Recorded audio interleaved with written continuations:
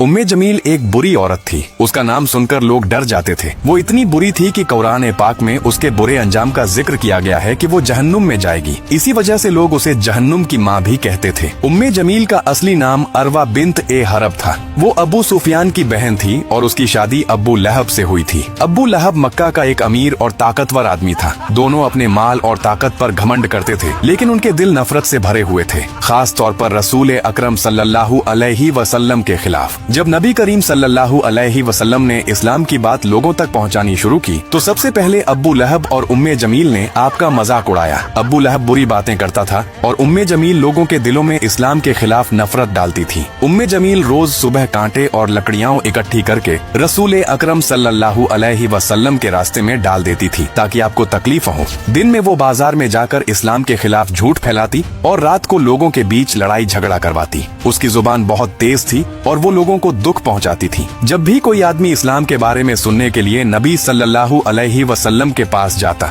उम्मे जमील उसके घर जाकर उसके घर वालों को बहकाती। वो कहती, तुम्हारा शौहर मोहम्मद सल्लल्लाहु अलैहि वसल्लम के असर में आ गया है। इस तरह वो घरों में झगड़े कराती और लोगों के दिलों में शक और नफरत भरती थी। ये बहुत बड़ी बदकिस्मती है कि कोई अपनी पूरी जिंदगी सिर्फ नफरत फैलाने में गुजार दे। जब सूरह अल-लहब नाजिल हुई और अल्लाह ताला ने उसके अंजाम के बारे में बताया तो उम्मे जमील बहुत गुस्से में आ गई। वो हाथ में पत्थर लेकर निकली और कहने लगी, मैं मोहम्मद सल्लल्लाहु अलैहि वसल्लम को ढूंढ रही हूँ।